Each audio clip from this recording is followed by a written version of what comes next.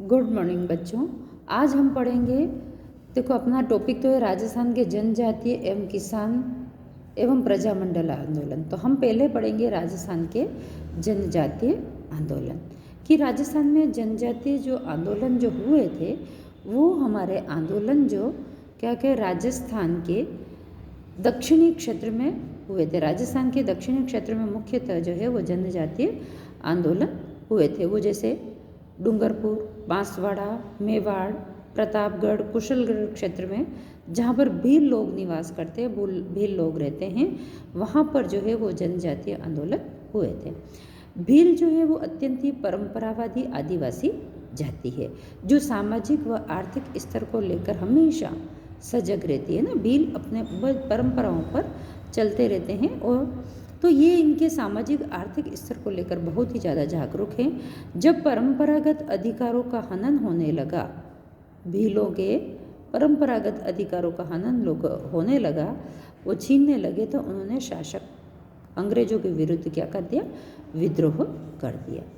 अब इसमें हम सबसे पहले पढ़ते हैं भगत आंदोलन। भीलों को सामाजिक और नैतिक उत्थान के लिए जो गोविंद गुरु जो थे, है ना, गोविंद गुरु जो हमारे डूंगरपुर, बांसवाड़ा या जो भीलों को एकत्रित किया, तो गोविंद गुरु ने क्या करा? संप सभा की यहाँ पर स्थापना करी और उन्होंने हिंदू धर्म के दायरे में बनाया रखा और भगत पंथ की स्थापना करी। यानी हिंदू धर्म के जो दायरे हैं, जो लिमिटेशन है, उसको ध्यान में रखते हुए उन्होंने क्या करा? भगत पंथ की स्थापना करी। संप सभा द्वारा डूंगरपुर, ईडर, गुजरात, विजयनगर, मालवा के भीलों में सामाजिक जागृति से शासन संशकित होगा। अब इन्होंने क्या करा? गोविंद गुरु ने धीरे ये सारे जो अपन प्रांत पड़े, डूंगरपुर, बांसवाड़ा, ईडर, जो डूंगरपुर बांसवाड़ा के पास का इलाका जो गुजरात का आता है, विजयनगर, मालवा, तो यहाँ पर है ना, इन सभी भीलों को उन्होंने क्या करा? संगठित किया, एकत्रित किया। तो इनके सारे जो भील लोग जो संगठित हो रहे थे, उससे क्या हो गया था कि शासन एकदम संशकित हो उठा कि कहीं ये भील लोग जो है वो विद्रोह कर देंगे, सब इकट्ठे हो जाएंगे, तो उससे हमारे को प्रॉब्लम हो जाएगी। इसलिए क्या करा कि शासक ने भगत आंदोलन छोड़ने के लिए यहाँ की भीलों को क्या कर दिया? विवश करने लगे कि तुम भील आंदोलन को छोड़ो, है ना, भगत आंदोलन को छोड़ने के लिए उनको विवश किया जाने लगा। जब भीलों को बेगार और कृषि कार्य के लिए बाध्य किया, है ना, इन शासक लोगों ने क्या करा कि बेगार का मतलब होता है बिना तनख्वाह दिए उनसे काम करवाना, है ना। वो काम करवाते, उसके बदले में उनको पैसा वगैरह कुछ भी नहीं देता। तो उनको ऐसा बाध्य किया कि वो भील जो है वो क्या करे? उनके खेतों में, खेतों के अंदर बेगार से काम करे और जंगलों में उनके मूल अधिकार से भी वंचित किया कि जंगल से वो क्या करते थे? जड़ी बूटियाँ, लकड़ी, खाने पीने की चीज़ें सब जंगलों से इकट्ठी करते थे। तो उस अधिकार से भी उनको वंचित किया गया कि हटा दिया कि भाई तुम जंगलों में प्रवेश नहीं कर सकोगे। तो उन्होंने क्या कर दिया? आंदोलन शुरू कर दिया। अब वो क्या करते? एक तरफ तो बेगार ले रहे थे, पैसे भी नहीं दे रहे थे, और वो जंगलों से जो कुछ भी चीज़ें प्राप्त करते थे उसके लिए भी उनको प्रतिबंधित कर दिया था।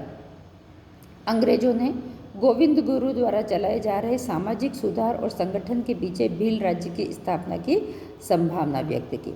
जो गोविंद गुरु ने जो आंदोलन में इनका साथ दे रहे थे, है ना, सामाजिक सुधार कर रहे थे, भील लोग शराब बहुत पीते थे, है ना, तो उनको वो और सामाजिक रूप और संगठित कर रहे थे। तो जिससे अंग्रेजी राज्य सोच रहा था कि भील जो है वो एक अपना अलग राज्य स्थापित कर लेंगे।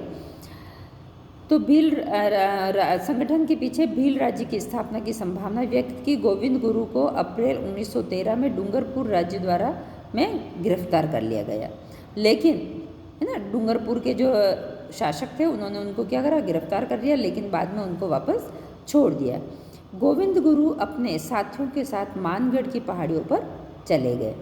वहाँ पर डूंगरपुर, बांसवाड़ा के उधर ही पहाड़ियाँ हैं जिसका नाम है मानगढ़ की पहाड़ियाँ। तो वो मानगढ़ की पहाड़ियों पर चले गए। अक्टूबर 1913 में उन्होंने भीलों को संदेश भेजा कि सभी भील जो है वो मानगढ़ की पहाड़ी पर आकर के इकट्ठा हो जाए। तो सारे भील लोग हथियार लेकर के, उनके पास तो क्या छोटे मोटे हथियार होते थे, तो उन हथियारों के साथ में वो सारे भील जो है वो मानगढ़ की पहाड़ियों पर इकट्ठा हुए। अब ये जो भील एकत्रित हो रहे थे, तो ये चीज़ जो है अंग्रेजों को पता चल गया। तो अंग्रेजों ने अपनी सेना मानगढ़ की पहाड़ी पर भेजी और वहाँ जा कर के उन भीलों को उस गोलाबारी करी। सबसे पहले गोलियां चलाई और भीलों को तीतर बीतर कर दिया, मतलब अलग अलग करा।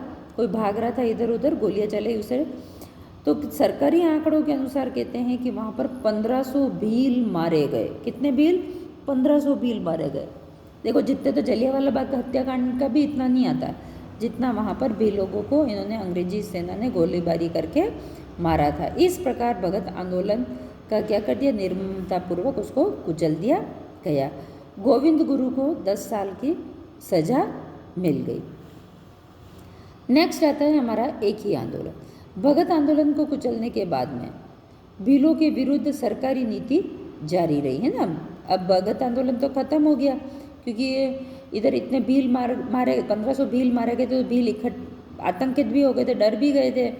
और इधर इनके नेता जो गोविंद गुरु थे, उनको भी गिरफ्तार कर लिया गया था। 10 साल के लिए उनको सजा दे दी गई थी। तो अब सरकार ने क्या कर दिया, अपनी दमनकारी नीति वापस चालू कर दी। 1917 में भीलों और गरासियों ने मिलकर के क्या करा, उदयपुर के जो महाराणा जो थे, उन महाराणा को उन्होंने पत्र लिखा और लिखा भाई कि हमारे पर जो अंग्रेजी सेना दमनकारी नीति अपना रही है और बेगार ले रही है ना, तो दमनकारी नीति और बेगार के प्रति उन्होंने विरोध जताया अपने पत्र में। लेकिन उसका कोई परिणाम नहीं निकला, कोई नतीजा नहीं निकला। महाराणा ने कुछ जवाब नहीं दिया, क्योंकि खुद महाराणा जो थे वो क्या थे, अंग्रेजों के अधीन थे। तो मोतीलाल देजावत के नेतृत्व में फिर इन भीलों ने वापस आंदोलन प्रारंभ किया, और यह आंदोलन जो है वो एक ही आंदोलन के नाम से जाना जाता है। ये तो मैंने आपको पढ़ा दिया, क्या है, राजस्थान के जनजातीय आंदोलन। नेक्स्ट मैं पढ़ाऊंगी आपको किसान आंदोलन।